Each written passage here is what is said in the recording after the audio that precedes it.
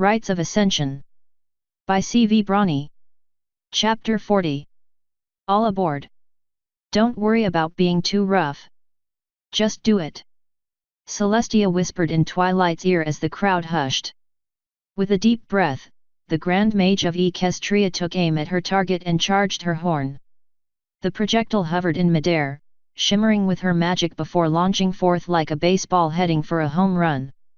A second later, it hit the target, shattering it into 1,000 pieces. Glass shards and champagne glittered in the air like stars as they rained down the ground far below. The crowd erupted in cheers as dock workers, soldiers, sailors, nobility, and all sorts of other ponies applauded the christening of the newest ship of the Equestrian Air Fleet, the HMS Bellerophon. Twilight couldn't help but smile and cheer from the tingly feeling of joy that was spreading throughout her body. She was on a stage with her mentor, doing a job that Celestia normally did. She felt a little bit like a teenage filly getting to try a sip of alcohol, although she couldn't help but also feel a little awkward.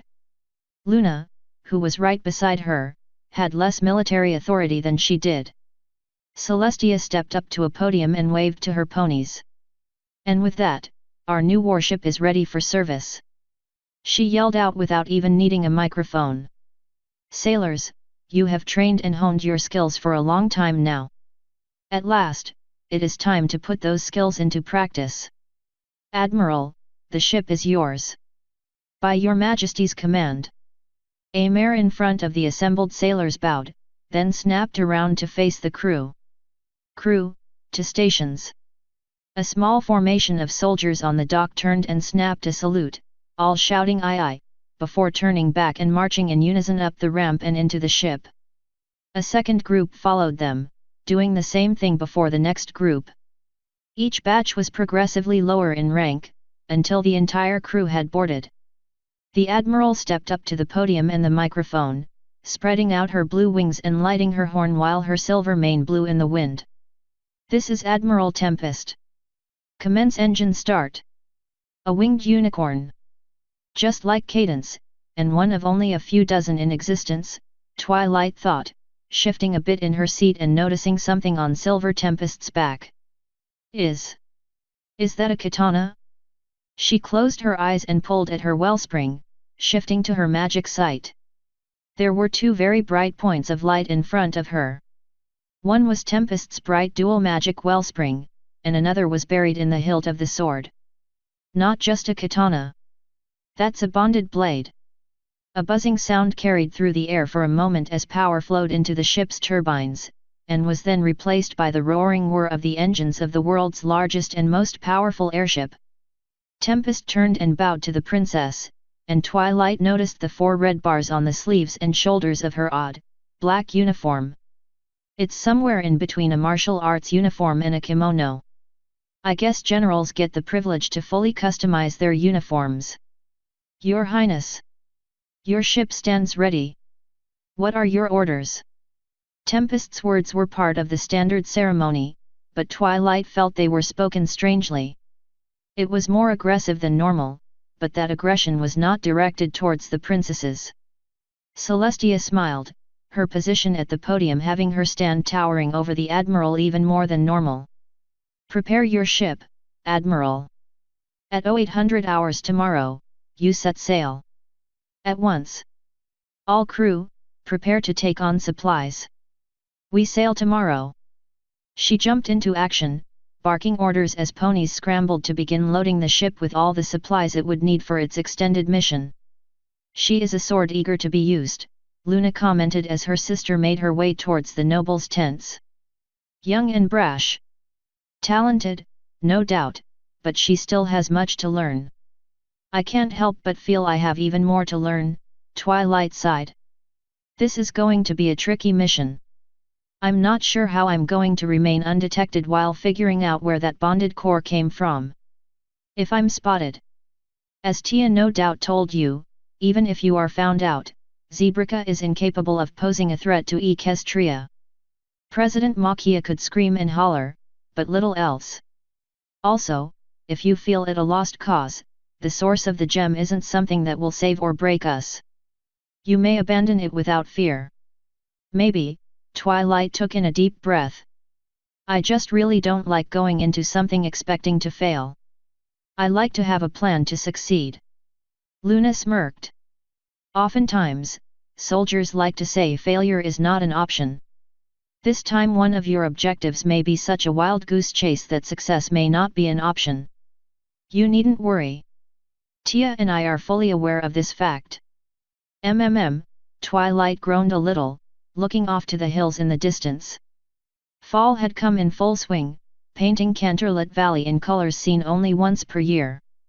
Hues of gold, crimson, and auburn dotted the landscape in between large patches of green grass and fields of crops already harvested. A strong breeze blew through her mane and caressed her ears, but unlike prior years, she didn't feel its icy sting at all. Though she hadn't learned to shield herself from wind with her Pegasus magic yet, her new, thicker coat was all it took to protect her. Only in her eyes and nose could she still feel the bite of the oncoming winter. Luna stepped up and joined her with a wing around her back. "'Tis my second favorite season, after winter. Not so much for the anticipation of snow and the delicate, soft hues of a winter night, but because of the sheer brilliance of the color and the crispness one feels when breathing in. Such weather always gets me in the mood to paint with colors I normally only rarely use." "Pardon me, your highnesses." Twilight's ears perked at the new voice behind her and she turned around to find Admiral Tempest. "I didn't hear her approach." The Admiral bowed deeply. "I apologize for interrupting, but I was wondering if I could speak with the Grand Mage privately, with permission from both of you, of course." Luna nodded. "I'm sure there's some alcohol somewhere with my name on it. In case I can't see you off, Twilight, good luck on your mission. Stay in touch when you can." Luna jumped into the air and flew off to the nobility's reserved refreshment table.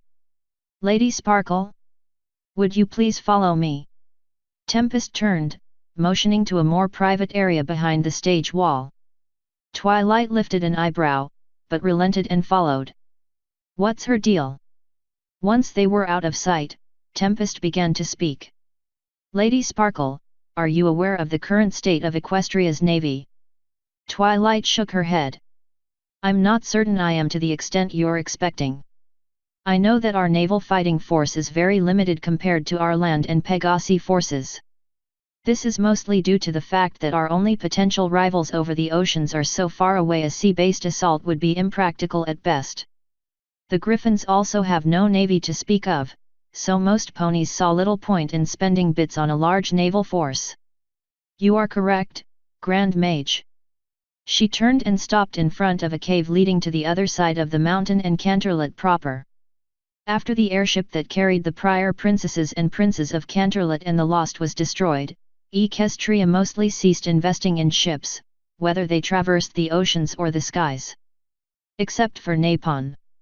And the British Isles, don't forget. They're both island duchies. Meryl Asia has a bit of a vested interest as well.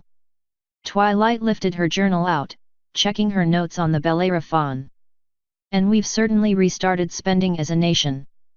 Something like 60 million bits so far, not counting training sailors in its operation." Tempest nodded.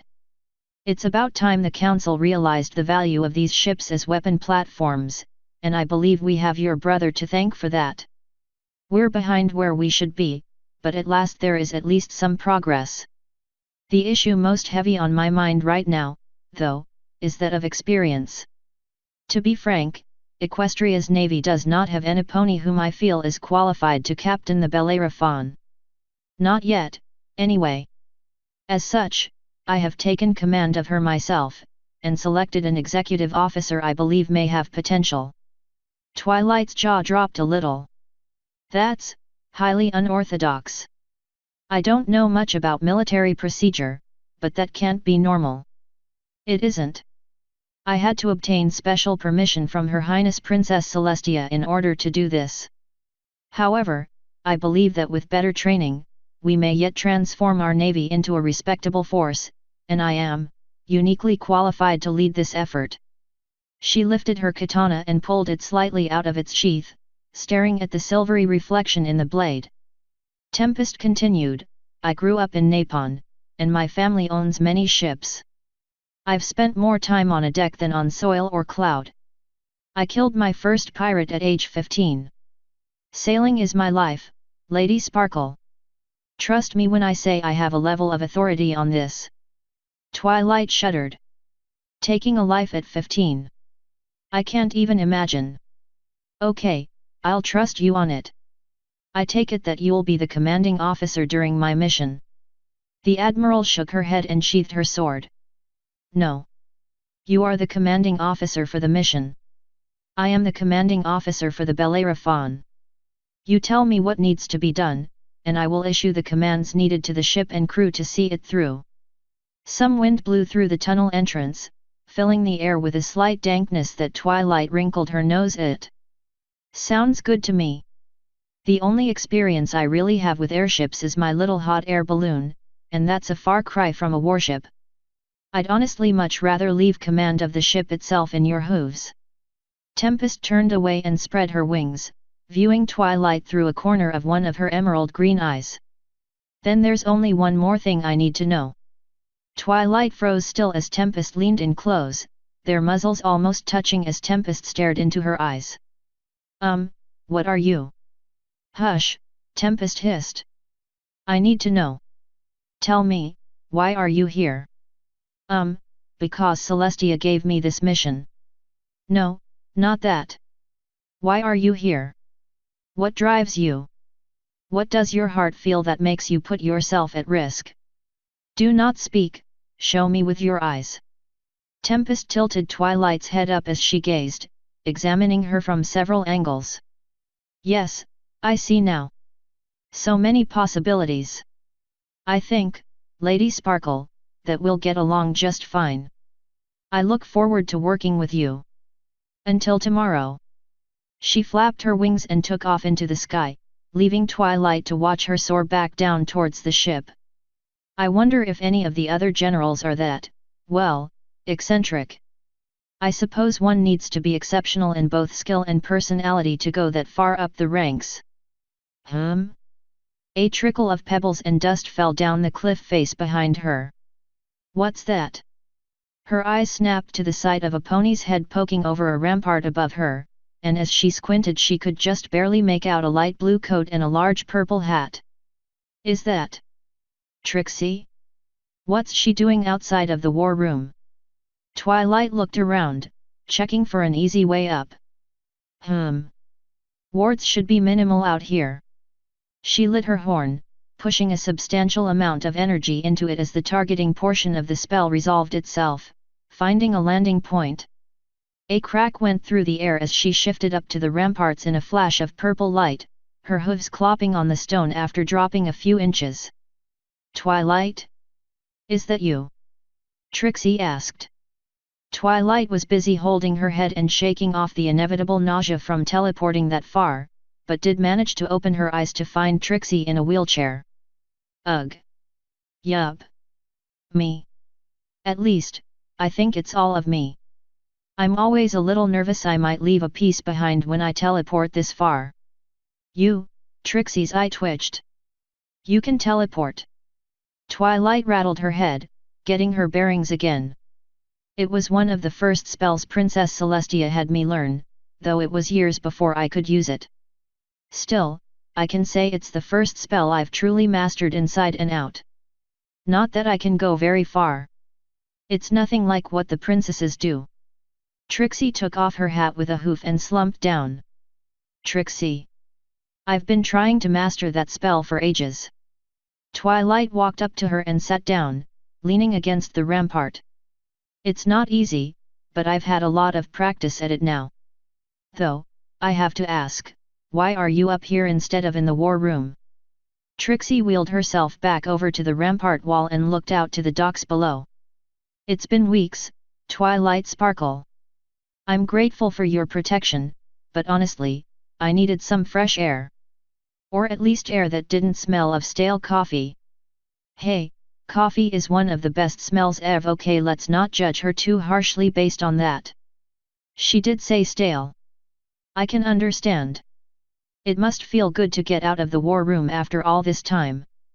How are the legs healing? The sound of hoof steps approached, and Twilight turned to see a guard marching along the rampart, stopping every so often to look over the edge and scan the countryside. Trixie sighed and waited for the guard to pass before continuing. They're healing. Slowly. Trixie's doctor in the castle brought in some kind of potion to help. I'm sure you've heard normal healing magic doesn't work with me anymore. Twilight swallowed the lump in her throat. I did. It must be awful. Trixie, if you need to talk or anything, Trixie lifted a hoof to stop her. Trixie does not wish to speak of this here. The night guard is everywhere. Trixie, I need some place more private. Twilight smiled and nodded. I can help with that. Follow me. Wait, are we even allowed up here? Trixie squirmed in her wheelchair as Twilight levitated it up the long staircase. Trixie is sure we'll get in deep trouble if we try to pass those guards. Twilight laughed a little, keeping her magic focused on the gem in Trixie's chair to keep her telekinetic field active. Trust me, we'll be just fine, Twilight said, a chuckle still going as they breezed past the guards. But we're in the highest part of the castle by now. Trixie heard this is where the princesses keep their private chambers. If we intrude, Trixie's protection will be revoked and she'll. Trixie, you're going back into third person.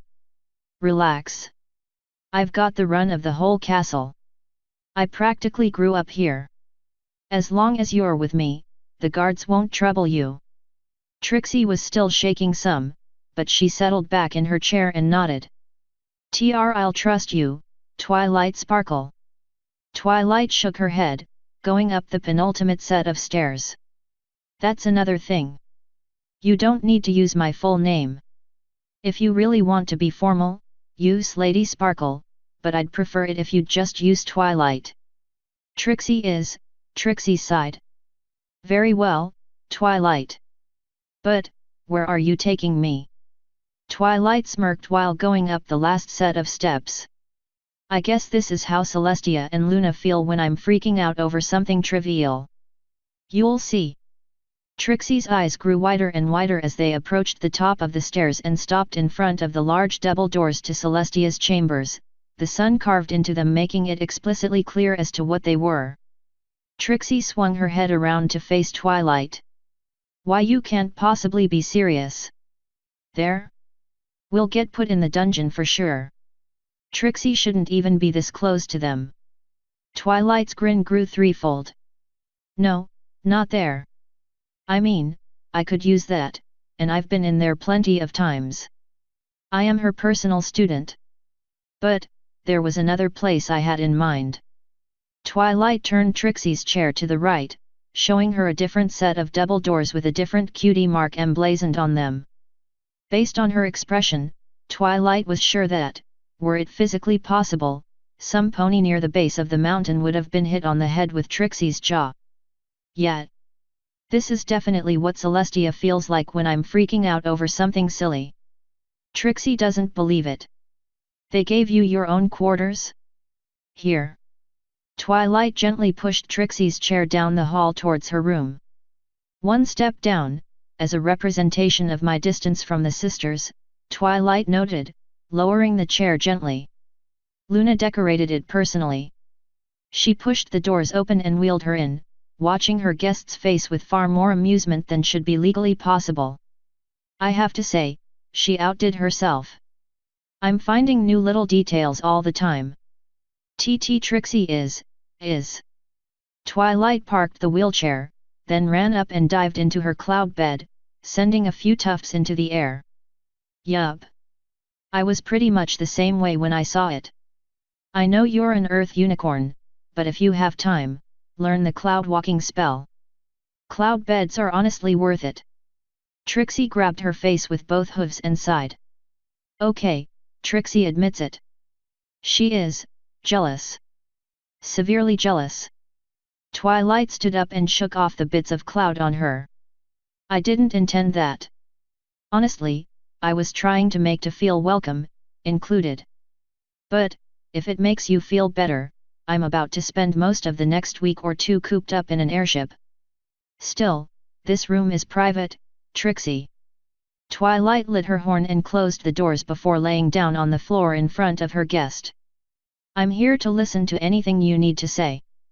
Right now I just want to tell you how much I hate you. Trixie glared for a moment, but seemed to give up right after. But I can't. The only reason Trixie isn't dead or worse is because of you. Twilight put her ears down. You really don't know anything about the ponies after you. Other than their penchant for illusions? No, Trixie does not. It's been Celestia, I don't even know anymore. Years. I was caught once, but broke free and ran. I don't intend to ever be captured like that again.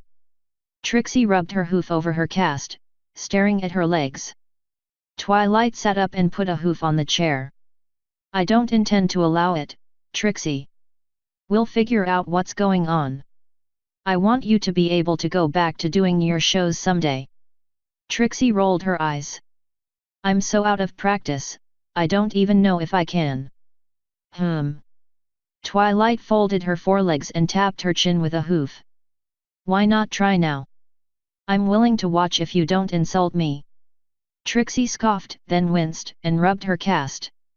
I appreciate the gesture, Twilight Sparkle, but Trixie's card is back in Hoofington and probably taken away, destroyed, or impounded by now. All of her things are there. All I have is my hat and cape, and I don't have anything to pull out of either at this point. Twilight smiled. I'm the Grand Mage of Equestria, and we're in my private chambers next door to those of the Eternal Sisters. Something tells me I have the pull to get some magician's materials on short notice. Just give me a few minutes. Is this your card? Trixie pulled out a card from the top of the deck and showed the 3 of clubs. Twilight shook her head. Nope. Trixie smiled with an aggressive, mischievous grin. Then how about the card behind your ear? Twilight blinked and instinctively reached up with a hoof. Behind my her words died in her mouth as her hoof found something and pulled it down to check. Queen of Diamonds. That's it. How did? Sleight of hoof, misdirection, subtle illusions. It all adds up. Trixie must admit, it feels good to do this again. Do you know how I got started with magic shows? Trixie took all the cards and started to shuffle. No, I don't. Maybe you saw a magician as a foal? That's kind of how I knew I wanted to study magic. I saw Princess Celestia raise the Sunday. I'm afraid not every pony lives as blessed a life as you, Lady Sparkle. I was born in a small Roan village. My mother drank our money away, and I never knew my father. So I started to pick ponies' pockets. Eventually, Trixie got caught doing so at a traveling carnival, and the ringmaster took pity on me. Showed me a few things. After that, I ran away from home to join the act. Twilight cringed. Oh. I'm so sorry. Trixie flourished the cards, adding new and more complicated moves with each shuffle. I ate better with the carnival ponies than I ever did with Mother, so I don't regret it. It's the distant past, Twilight. Trixie has other concerns these days. I understand. How are your legs? Will you be able to walk again soon? The cards scattered in an eruption of plastic. Probably. The doctor says that as long as I take the potion and stay off of them, Trixie should be walking again when you get back from your trip. And, provided there isn't nerve damage, although the pain is a good indicator things will still work. That's some good news, then. I was going to see if I could find any better potions in Zebrica while I'm there, but it sounds like you'll be okay. Do you have everything you need otherwise? I'm sure I can arrange it so that the Canterlot Library will send you whatever books you want. You've been more help to Trixie than she deserves already, Trixie said, picking up her cards. If anything, it's just frustrating not having anything left to do. I already gave my spell to RGIS. I don't have much else to offer. What about improving your spell? Twilight asked. Right now it detects the illusions, but it only tells us what direction they're in. What about something to see through them? Trixie shook her head and put away her cards. Impossible. At least, not without knowing the basic structure of their illusions. Trixie has gone through every illusion spell out there, Twilight Sparkle. They're using something completely different. Twilight closed her eyes for a moment. Yes. This is absolutely magic born from Lady Optica's illusions. How an Equestria Enipone knows of those is beyond my ability to guess, but I'm certain of it. They used to use large, heavy crystals on tripods to help amplify their abilities over a larger area. Lady Optica herself didn't need them, of course, but her followers made extensive use of them and similar devices. What if, Twilight started, then rechecked her thoughts. What if there were a way to figure that out? I've tried researching it myself, but I haven't had time to really dive into their private library, and it's such a mess. The one time I tried I couldn't really find anything on it there anyway. But Luna seemed to have some knowledge of these illusions already. I don't know how much she knows, but if I can convince her to share her knowledge, would it help? Trixie's eye twitched. You have access to the princess's private library. Twilight tapped the gem in her torque. Grand Mage, personal student. Like I said, I basically have free run of the castle. If I was able to get that information for you, could you try working on that spell? Trixie leaned back in her chair and held her head like she had a headache. I probably could. But Twilight, if I asked you a question, would you answer it honestly? Twilight nodded. As best I could, but I have a high security clearance now, so there may be some things. Trixie stomped her forehooves on her chair. Did the princesses choose you to be the next Alicorn? Twilight froze still, unable to so much as blink. I see. Damn it all, Sparkle, you get all the luck. Trixie slammed her wheelchair again. It's been, what, how many thousands of years without Enipone becoming an Alicorn? And they just choose you. Twilight's nostril twitched ever so slightly. Crap. Crap grip grip grip grip grip grip grip crap. Do damage control or Luna will lock her away to keep the secret safe. Wait, Trixie, it's not that simple. I wasn't chosen. I just... Then what, pray tell? Trixie scoffed. They've certainly showered you with gifts. Honestly, after I saw what you did to the Ursa, I suspected it. Then I started noticing things in the war room, like how those two pervert twins refused to even consider aiming their lechery at you. I told myself I was being paranoid, but they're treating you like a princess already. And you're already walking on clouds without a cloud walking spell, and yes, Trixie can tell. She has a finely tuned sense of magic. There are wards that we passed that should have cancelled that spell, and you never recast it. I'd have noticed. There's this static feeling whenever some pony uses that spell. Twilight shook her head. It's not about being chosen. It's about magic. A pony whose wellspring crosses a certain size threshold starts the change. It has nothing to do with being chosen by the princesses. I'm an Alicorn ascendant.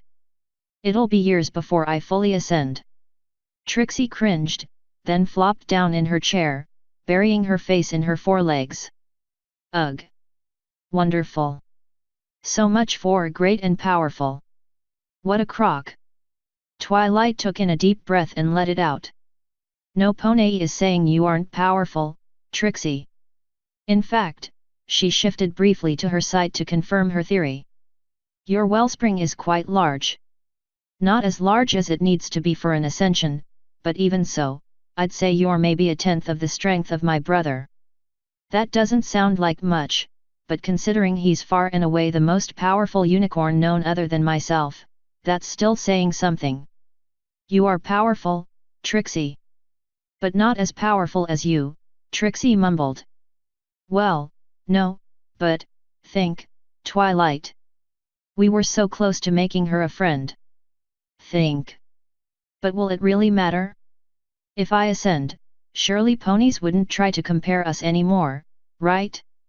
No pony expects a unicorn to be a match for an alicorn. Trixie blinked, her stare going wide. Trixie didn't think of that. If the rivalry vanished. Twilight smiled. Yes, keep going. You'd be judged on your own merits again, not in comparison to me. It might take a little time, but in the end, I'm sure you'd have your name in lights again. I'd even be willing to help that along. Trixie sighed. Okay, Twilight Sparkle. You win. Trixie forgives you, but she's going to hold you to that promise. Does that mean you'll keep this a secret? Twilight swallowed. There are ponies out there that would really go after me if they know what was happening. And, honestly, I'm already going to have to tell Luna and RGIS that you know. It's going to take some convincing to stop them from keeping you in the war room until I'm crowned. Trixie held up one hoof and crossed her heart with the other. Of course. Trixie swears on her power and her life that she will never reveal that secret. Trixie knows what it is like being hunted. She wouldn't wish that on any pony. Trixie is also sure that if she spilled that secret, she'd be hunted by the princesses as well as these illusionists, and Princess Luna already placed some kind of tracking spell on me. Trixie would be dead for sure. And I'll keep working on the third-person thing. It's difficult, separating myself from my old stage persona. After Ponyville, the two have. They aren't different anymore. The masks we wear. Twilight got up and stretched her back. I know some other ponies that have similar trouble. Ever consider just trying a different persona? Maybe, Trixie the Great, powerful, and affable. Ha! Don't press your luck, Twilight. She thrust a hoof in Twilight's direction as a loud grumble emanated from her stomach. Although, at the moment I appear to be Trixie, the Great, powerful, and starving. I should get to the mess hall before they close down lunch. Twilight shook her head. Come on, let's go to the royal dining room. I'll have the royal chefs make us something. Perhaps a classical Rhone dish for a taste of home? And I'll poke them to be quick about it. Trixie chuckled, lighting her horn to control her wheelchair. At this rate, you're going to spoil me. Not that I mind, though. But what I really want is that information on their spells. She tilted her hat forward and grinned like a hungry predator. It's high time Trixie showed these phantoms what it means to be in the spotlight. Okay guys, everything packed and on the ship. Twilight checked the final box on her list and packed it away before the breeze on the dock could take it to some faraway land. All set, Chui. Spike gave a little salute then banged his chest plate with a fist. Even tested the new cushion fall spell in the armor. Works like a charm. I bet I could jump right out of the ship and not get a scratch. Well, let's not test that theory just yet, okay? Twilight said with a smirk. You ready, Rainbow? Yeah, but I think you're rubbing off on me with this whole forgetting to get a main cut thing. Rainbow spat, presumably to get some hair out of her mouth. Think the ship has a barber. A basic one, I think. It is meant to be deployed on extended missions. Well, if that's all, then you two get on the ship. I need to see Celestia one more time before we take off.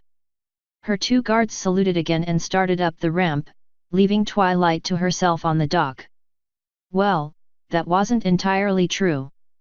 There were tons of ponies and activity, but they paid her no mind in their hustle and bustle to get the ship ready for its first mission, which she would be in command of. With a dry throat, Twilight swallowed and started a trot back up the ramp to the castle itself. She only got as far as a high rampart, however, before Celestia flew down and landed in front of her. Ah! Hello, Princess! Come to see us off? Twilight said with a bow. I expected to meet you in the war room.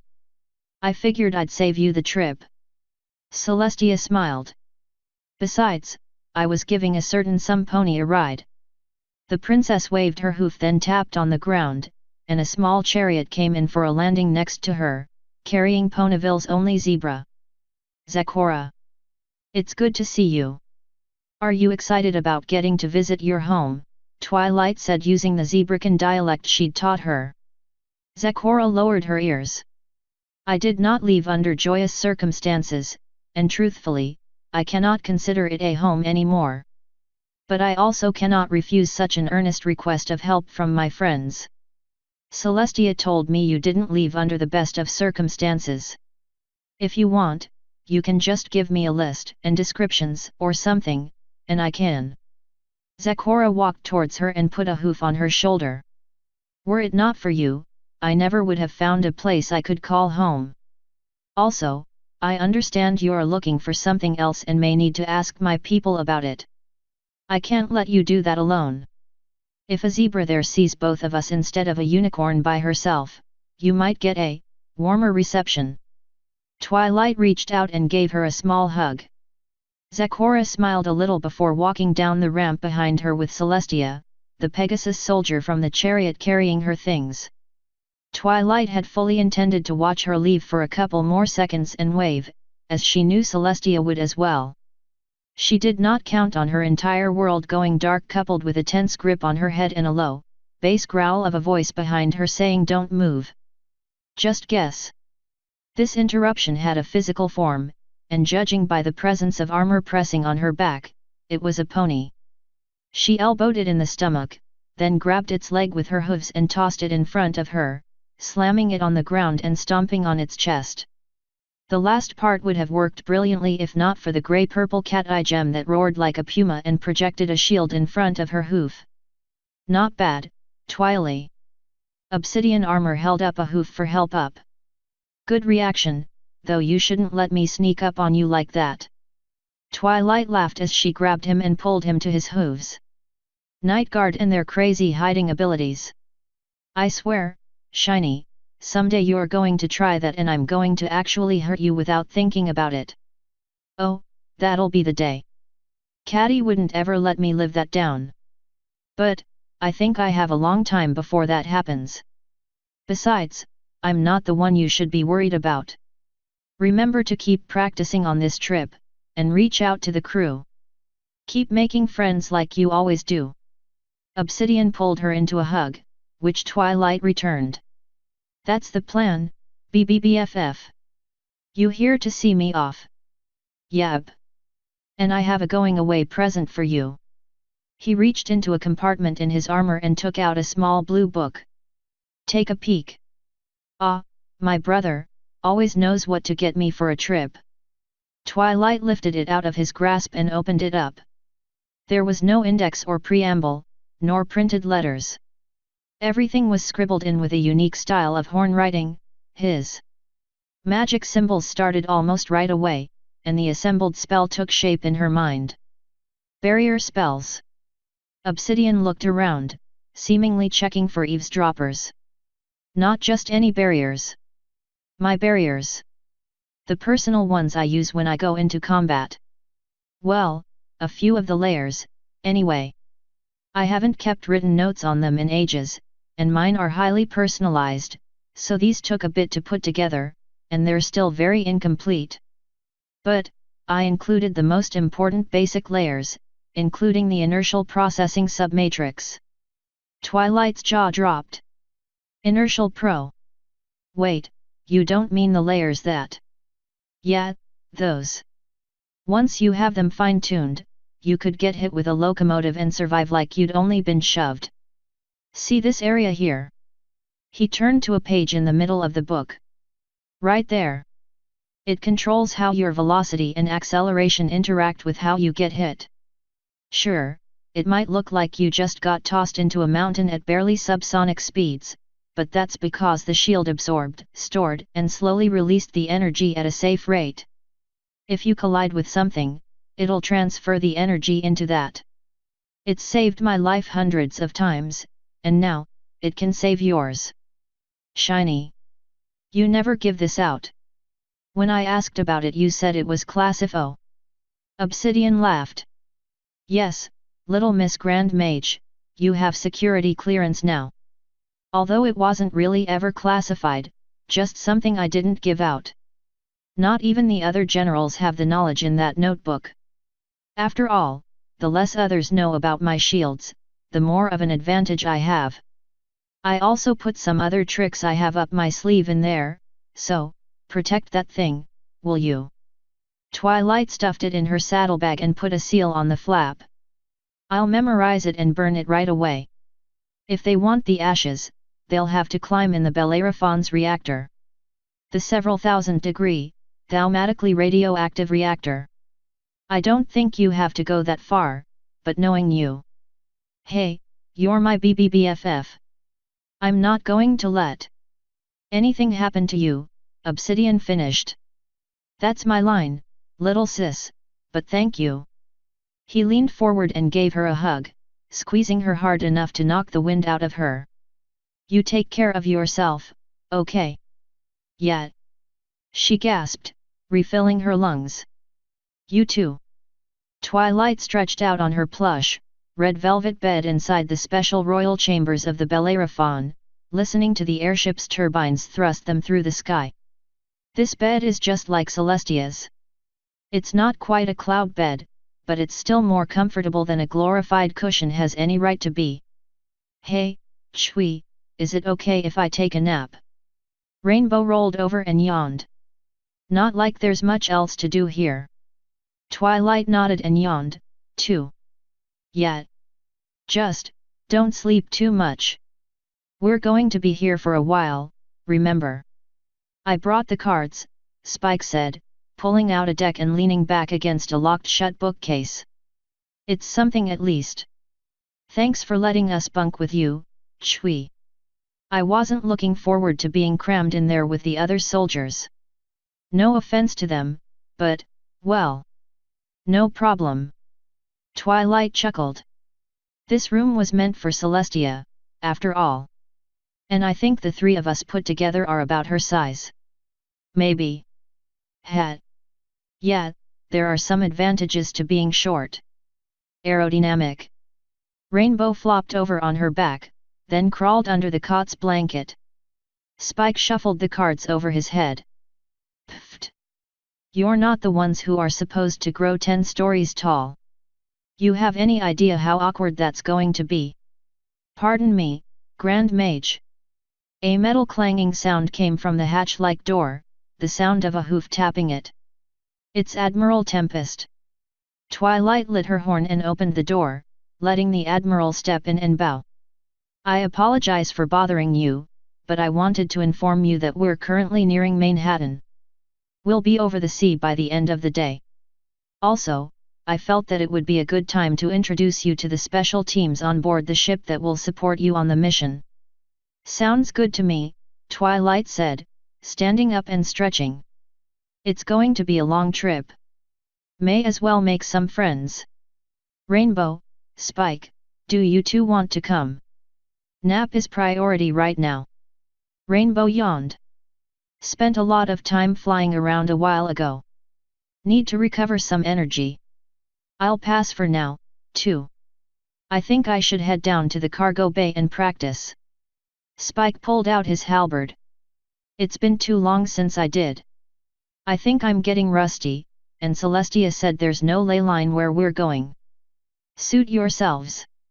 Admiral? Lead the way. Twilight and Tempest stepped through the hatchway and walked down the hall, their hooves clanking on the metal grating under them as they walked. There's a secondary bunk area down here, meant to hold specialist teams for just this type of mission. They stopped at another hatch, and Tempest opened it up. Captain on deck. They hadn't even managed to set a single hoof inside before the yell, and by the time Silver had been halfway through the opening, all of the ponies were standing at attention with a salute. As you were. Twilight ducked into the room as the Admiral's orders were given, and she looked around. The far wall was painted military black, which meant it had a tinge of green. Yellowish fluorescent lights didn't do much to make the place any more cheery. A series of bunks, hoof lockers, and equipment lockers were laid out to form 2 individual alcoves. She caught a glimpse of some day guard armor in the far one, and a look in a mirror on the wall confirmed the presence of at least 2 Pegasi. Directly in front of her, however, was a group of ponies of a very different sort that she had never seen before. "Lady Sparkle, meet some of General Nocturne's elites." She pointed with a hoof to the group of ponies, 6 soldiers strong, all of them in dark camouflage armor. The group didn't quite look like Night Guard. They lacked the bat wings and feline eyes, but one could be forgiven for thinking they were under Luna's charge. Each one had a dark coat of hair and dark manes to go with it. Most of them had been cleaning weapons, armor, or other supplies. There were 2 of each tribe of varying ranks, but only one officer, a unicorn, who was stepping over towards Twilight. "Lady Sparkle? I'm Lieutenant Precision Strike, first in command of the Spec Ops Team Jungle Thunder." His lime green eyes were practically beacons compared to the rest of his colors, to say nothing of the dark bulkhead behind him.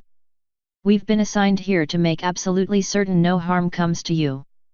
The day guard jocks over there can fly you out of anything, but we're the ones that will provide the exfil route if things turn sour." Twilight cringed. "I appreciate the sentiment, Lieutenant, but I'm hoping it won't come to that." Strike smirked. "Well, you see, Lady Sparkle, we in Spec Ops always expect trouble. Hoping for no trouble gets you trouble." He turned to the ponies behind him. "In fact, those in General Nocturne's army have a little saying about hope, don't we?" Their response rang out in perfect unison. "We're damned! We're damned! No hope for heaven!" Twilight rubbed her ear. "Cheery! It's actually a reference to an old Rhone proverb, Lady Sparkle." Tempest cleared her throat. "Una salus victus nu. Una salus victus nullam sperare salutum." Twilight finished the line for her.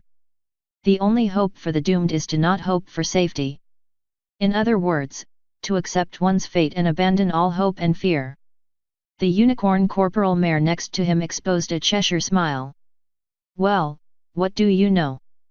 Always heard she was smart. The captain's little sister and Celestia's personal protégé? I expect nothing less." The lieutenant gave her a proud smile. "If she has even half the wellspring of her big brother, General Blueblood had better watch out. She'll take his number 2 spot for largest wellspring in just a few years." A nervous, sheepish chuckle escaped her lips while she rubbed the back of her head with a hoof. "Actually, mine is larger. Like, 4 or 5 times larger. If not for the shuffling activities of the day guard in the other alcove, one could have heard a pin drop on a pillow as the wide-eyed team was stunned into silence.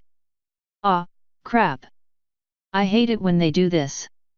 Actually, there's a small part of me that kind of likes it, and that disturbs me even more." Twilight cleared her throat, racking her brain for a response. "But, I don't have anywhere near the level of training Shining does, and my horn is like a squirt gun compared to his." The soldiers seemed to relax a little at this. The key word there, however, was little. "Well," the lieutenant said through a sigh. "At the very least you seem to be far more laid back than he ever was." "Cha! Tell me about it," one of the other soldiers, an Earth Pony sergeant, said as he shivered. "The captain was the toughest, hardest, meanest, strictest CO I've ever had. He makes General Blueblood look like a tourist on holiday." Twilight's jaw dropped. "You've got to be kidding me. I know Shining. He helped raise me. There's no way he was that bad." "Attention!" 2 rows of soldiers snapped to attention in perfect unison, standing at the ready for the inspection of their barracks. Recruit Precision Strike was among them, face as unflinching as he could make it given the rumors he had heard. One by one, the unicorn commander examined each pony's space, his face growing more sour with each passing glance. As he arrived at Strike's bed, he held up a hoof, and gently tapped it on the blanket. "Recruit." Almost every muscle in Strike's body tilted as he gave a salute, no thanks to his heart, which decided to stop working altogether. "Sir. Care to explain why your bed doesn't meet regulations?" "Sir. A little coin floated in shining magic, waiting in front of the unfortunate soul's face. Heads you lose, tails you lose, the demon said through clenched teeth. I'm going to die. The coin flipped up into the air and landed on the bed with a whump, showing heads up. You lose. At this point, the only thing Strike could see were the two furious eyes of most righteous evil. I'm going to die. Strike reached up to give another salute, this time shaky and weak. Sir? Is there something? He snapped his head to the other bed, flicking the coin at it. It bounced off and hit the floor. Your bed should be made so tightly, the coin bounces. Heads you lose, tails you lose. Mother! Strike squeaked softer than any mouse in history. Shining lit his horn again, casting a spell on the other bed. A magic circle on the bed appeared out of the ether, reacting to and dissolving in the Hellspawn's magic. Whatever enchantment had been there was now thaumic waste. The coin flipped again. It was tails. Cerberus's master was in the other soldier's face. He didn't move from Strike to the other pony, yet somehow, he was just there, and defying all rules of physical reality, he was somehow angrier. And you lose even more. There was now a puddle on the tile. Oh come on! Twilight stomped a hoof. There's no way he was that bad. Every pony looked at each other. Now listen up. My name is Lieutenant Armor. I serve the princess under the command of Grand General Blueblood. The wraith in the guise of a pony snapped his attention to some random poor soul. It is not normal for a lieutenant to be assigned to drill even the most promising of recruits. So, do you know why I'm here instead of a drill sergeant, Recruit Trashbin? Sir, that's not my name, sir. Are you calling me a liar, Recruit Trashbin? A pony in the corner of the room started to chuckle, but by the time he got to his second laugh, Armor was there, and his soul was forfeit. What are you laughing at, Recruit Latrine? Latrine's lip quivered. I am not. You are now. So perhaps you'd like to answer the question. Why, Recruit Latrine, is a lieutenant here instead of a sergeant? I. It's because some pony up in command doesn't think my leadership is worth a damn, so they're having me prove otherwise by giving me a group of colts that aren't even fit to eat out of the base dumpsters. So, it's up to me to turn you sacks of afterbirth into killing machines brave enough, tough enough, and lethal enough to go up to the Griffin King and bend her over your lap. And the first step in doing that is to make this barracks sparkle like a diamond in an outhouse pit. Typical stick brain. A flash of light overtook the entire barracks, squeezing the recruits like an anaconda and lifting them all into the air. Who said that? Who bucking said that? Strike struggled against the telekinetic field to no avail, even when he tried to disrupt it with his own magic. None of the others were faring any better. The Pegasi being caught he could understand, their main defense against telekinesis was their speed, but unicorns and earth ponies could normally stop hostile telekinesis from holding them easily. Yet, this god of Tartarus was crushing them all in blue light as he walked past, releasing them one by one. Wasn't you? You're too much of a wimp, no, aha. He had stopped at an earth pony who would no doubt be roasted over a volcano to serve some unholy master. Recruit, do you know how large my wellspring is? It looked like the stallion, possibly soon to be gelding, was getting crushed like an empty soup can. Sir, no sir. Can you judge any pony's wellspring size or output by looking at them? Ack. I mean, sir, no sir. That's right, recruit. So every single enemy bastard you come across you treat like Mother Bucking Nightmare Moon herself and you kill. Now, what was it you called me? Stick brain? Well, guess what, dirt lover, I am a stick brain.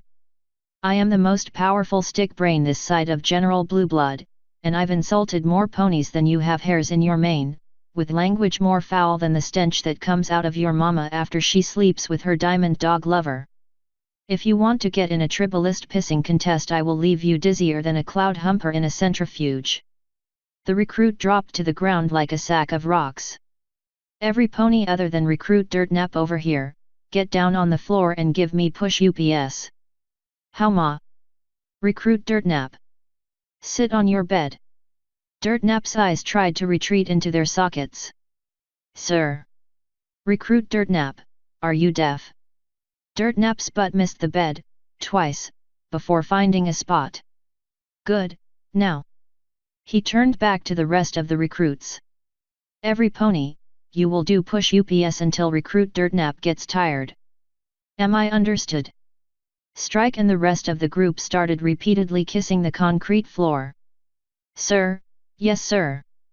Damn right I'm understood. Listen up, all of you. Look to your left.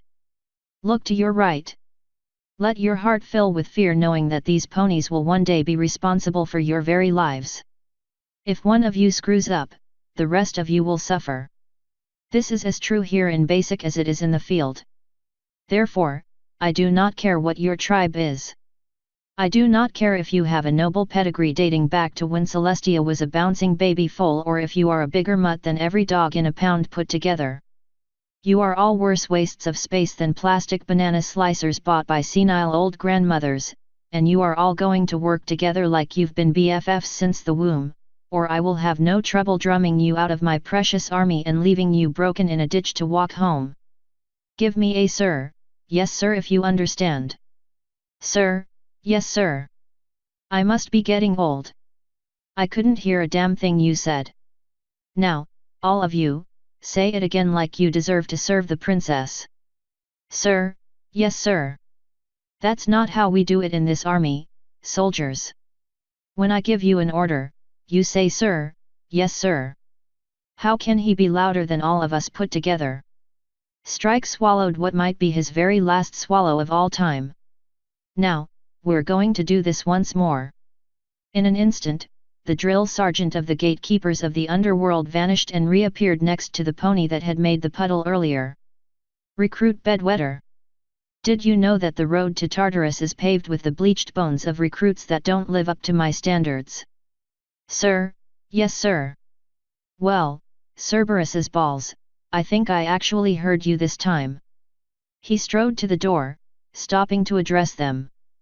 Once you are done with push UPS, you sorry sacks of donkey sweat have 15 minutes to clean like your lives depend on it. However, Bedwetter, you will clean your mess and recruit Dirtnap spunk.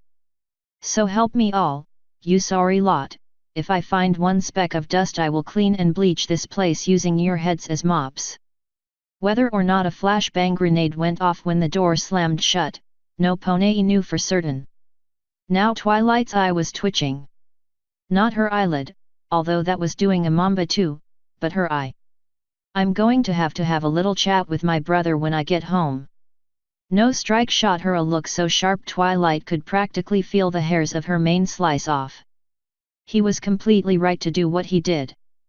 Because if we couldn't survive that, couldn't overcome it, then we never would have lived to even see real combat, much less survive it. Hell, with that kind of weakness, we would have gotten our fellow soldiers killed too. He understood that. I didn't. At least, not then. But he led units with the highest readiness and competency scores in the history of the military. It's why he shot up the ranks so fast. Strike took off his beret and rubbed a hoof through his short mane. Yeah, he sucked, but damn if he wasn't effective. Twilight rubbed her temple. Still, after a few seconds of contemplating her options she decided to simply go with a groan. Let's just change the subject, shall we? What do you think of our mission? How much have you been told? Strike saluted. Collect some plants, find the source of the gem. Intel doesn't anticipate significant problems with the plants, as they grow in a sparsely populated area. The gems could be somewhat trickier. That's more or less accurate. Since they appear to be easier, I'm thinking we should do the plants first. No complaints here. The gems, Twilight rubbed her forehead.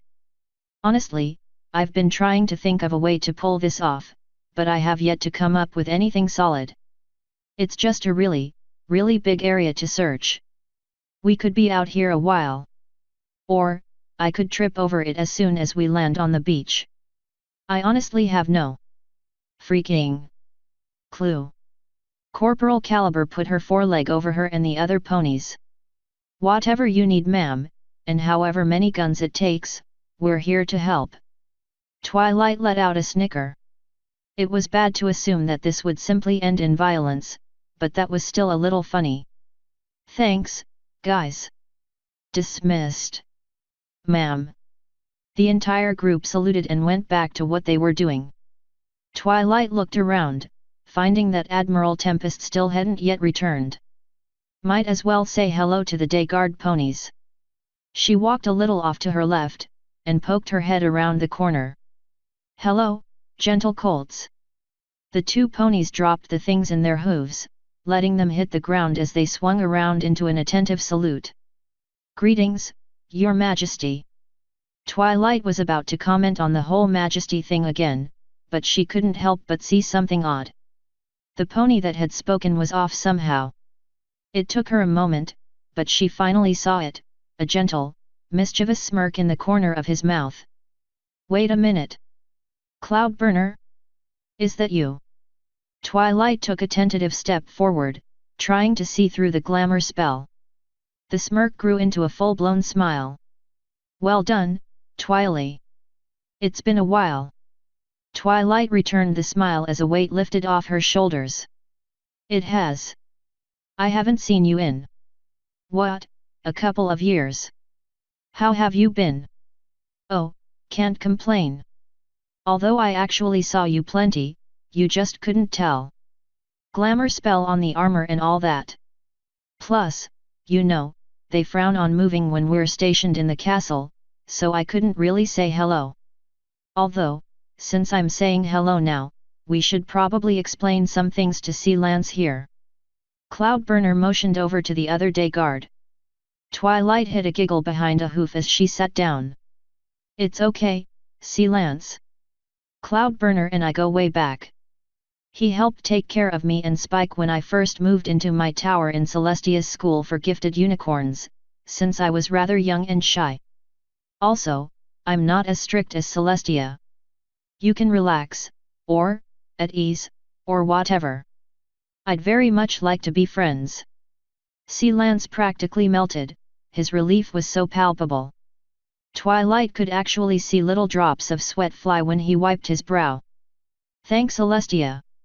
I thought we were going to get tied up and tossed out the side hatch. Can't resist. Well, if I did that, I wouldn't have any pony to haul my tiny unicorn butt into or out of certain fiery death. Sea Lance blinked. I honestly can't tell if she's joking or not. She's not just joking, Lance. She's snarky. I'm pretty sure her wellspring is 1/3 pure, unadulterated snark. Hat. I'm pretty sure if my mother were here, she'd say that explains a few things. But, anyway, it's good to know that you're on this mission. Maybe in the future we'll get to work together again. Hat, probably not. Cloudburner took off his helmet and set it down, sighing wistfully. This is a last hurrah for me. I'm retiring. Going home to Cloudsdale. Oh. Twilight stood frozen for a moment, looking in vain to Sea Lance for a clue as to what to say. I am shocked, honestly. I didn't know you were that old. You certainly don't look at it, but then. Glamour spell, yet. I'm not that old, really, but I am starting to get up there. I was smart with my savings, so I'm taking off quite a bit early. It's not easy keeping up the day guard routine as you grow older.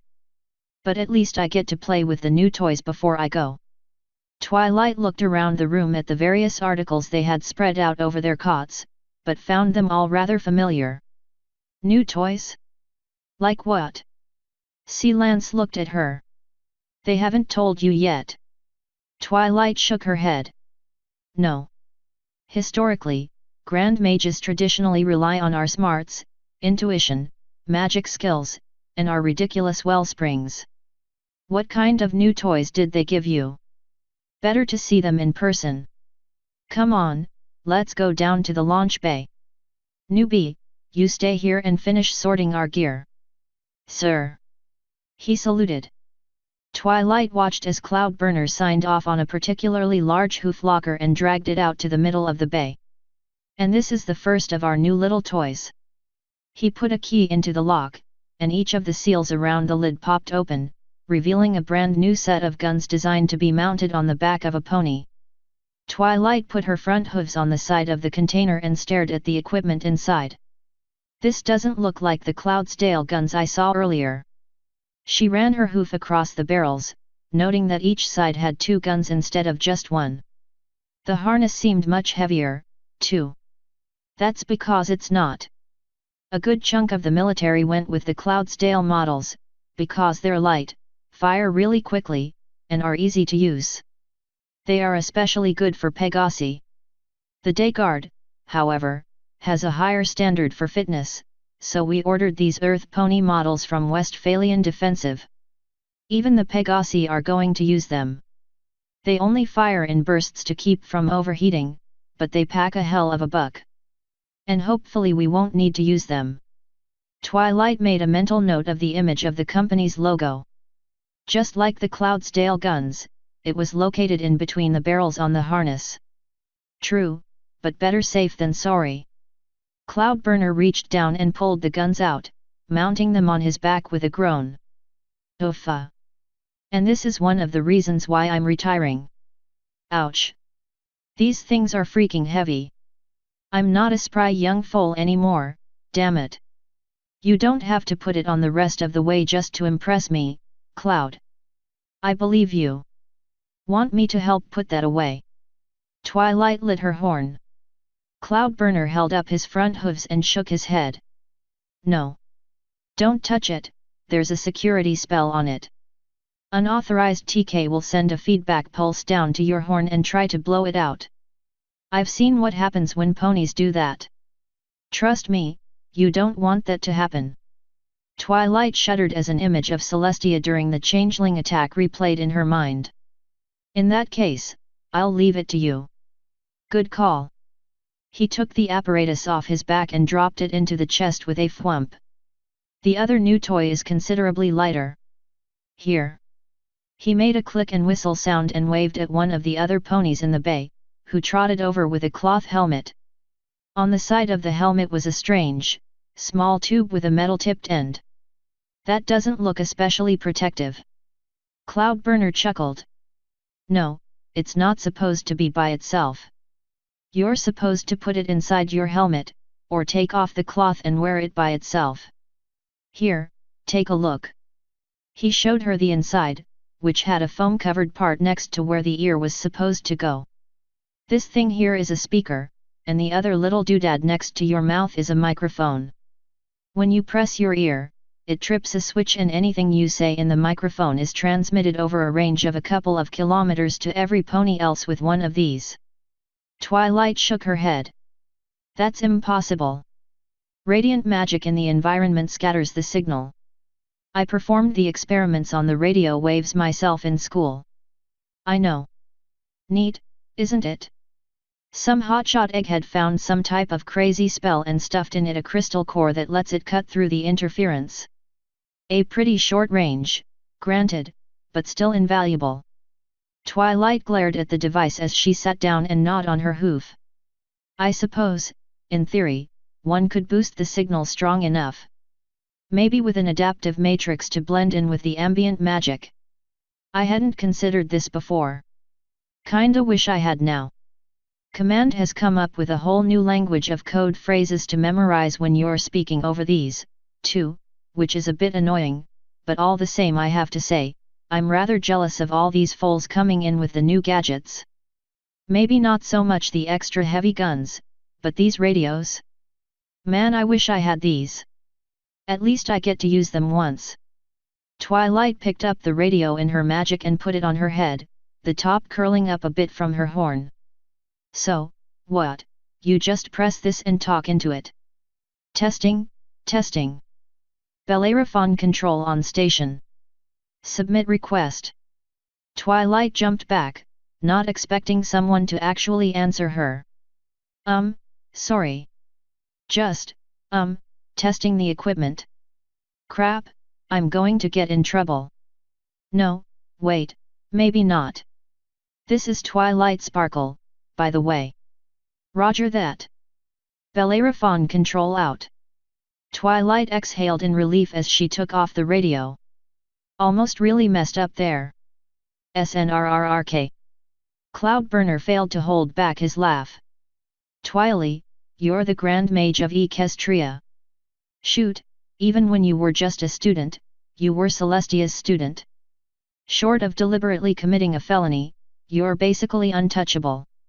Always have been. Easy for you to say. You didn't have to face Celestia personally when you screwed you wait, right, day guard? Yeah, and we weren't all but raised by her. Relax, Twily. You'll be fine. Every pony keeps telling me that. I keep telling me that. At some point, you'd think I'd listen to me. Well, it's either that or be a nervous wreck all of your life. But again, you are Grand Mage, so if you want to be a nervous wreck, we really don't have the right to say no. We just have to deal with it. Twilight smiled. Well, if I have to deal with it. Now, that's the spirit. Come on, let me buy you some coffee. Cloudburner turned to leave. Now it was Twilight's turn to hold back a laugh. We're on a military ship. The coffee is free for all personnel. Yeah, and it tastes like it was worth every bit. So, what are you reading? Twilight took a sip of her coffee and looked up at Cloudburner, her gaze passing just over the notebook. Can't really say. Classified spell book. Oh. I see. Actually, brother, you're really onto something here. You might not notice it, but I think there is a basis here for a medium-range teleport. Nothing like what the princesses do, but beyond what I currently have. She turned the page. The problem is keeping the transit path stable. Anything that I try to teleport will be reduced to ambient energy. Wait, no, there's another problem. By doing it that way, the path bell becomes asymmetrical, pointing in the wrong direction. As soon as the first few atoms pass through, the whole thing collapses, even if the structure is otherwise sound. It could also seriously disrupt similar spell structures near it. So, studying then, I take it. It always was your thing. Twilight blinked and shook herself out of the daydream. I'm sorry, Cloudburner. She set the book down. I'm just trying to get this thing memorized as soon as possible. I didn't mean to be rude. Not at all, not at all. Again, it is not my place to question what you do. It's a thing about being in the day guard over the royal guard or any of the other honor guards. No matter how high up you go in rank, the princesses always outrank you. You're there for them. Although Twilight kept her face still, but only just. Cloudburner was fidgety and nervous looking as he scratched the back of his head and twitched his wings, the very opposite of what you'd expect of someone in his position. Is something wrong? Not really, it's just that, he made a face like he had just bit into a lemon. Heck with it. Okay, this is way out of line for me, but I'm retiring anyway, so. Would you like to get dinner sometime? I mean, after the mission. Of course it's going to be after the mission, Cloudburner, you big dummy. I just meant that, I know this nice little restaurant, actually my family owns it, and I bet you'll get asked out more than a few times in your future journeys. Some stallions are attracted to power, after all. Why, I'm surprised your treehouse door hasn't been banged down by suitors already. Ah, crap. She was right. How do I? Well, there's really no other way. Honesty is the best policy here. I'm very flattered, but I'm afraid I'm not interested in seeing any pony right now. Twilight rubbed her forehead as she inhaled through her teeth. Actually, that's not entirely accurate. I'm just not romantically inclined. Most ponies are, I get that, but romance really isn't something I've ever been interested in. Cloudburner's odd combination of facial features looked relieved, disappointed, and astonished all at once. You mean you've never been on a date? Or thought about it? Twilight shook her head.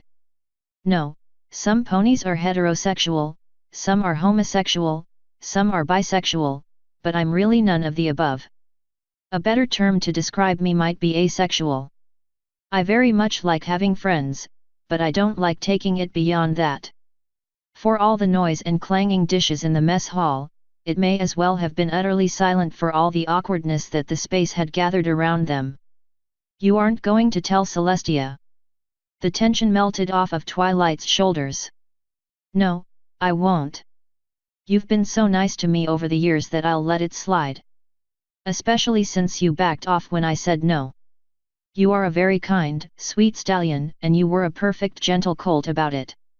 In fact, Celestia mentioned that I would probably be hit on a lot more as Grand Mage, but if every pony is as polite as you, it won't be a problem.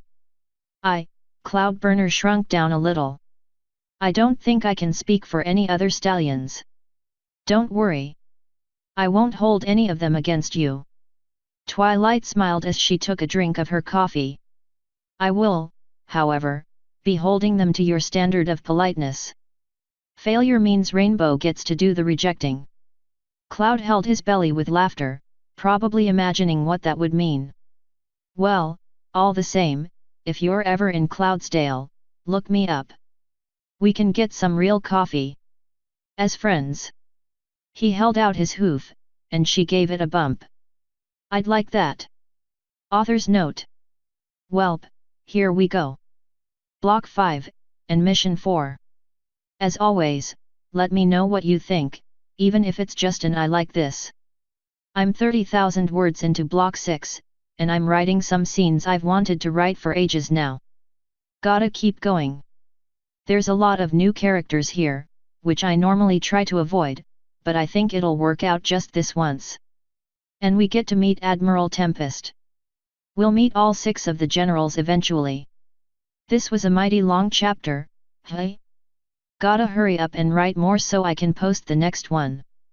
Be sure to check out my blog for news in the world of rites, including health updates. Today's entry is my 300th, and has a special question for my Patreon peoples. Until next time, and thanks again for sticking with me. And a very special thanks to my Patreon supporters, too. This literally would not have been possible without you guys, as I'd never have been able to afford the tablet that's letting me write without your contributions. Thank you so much. CV. End author's note.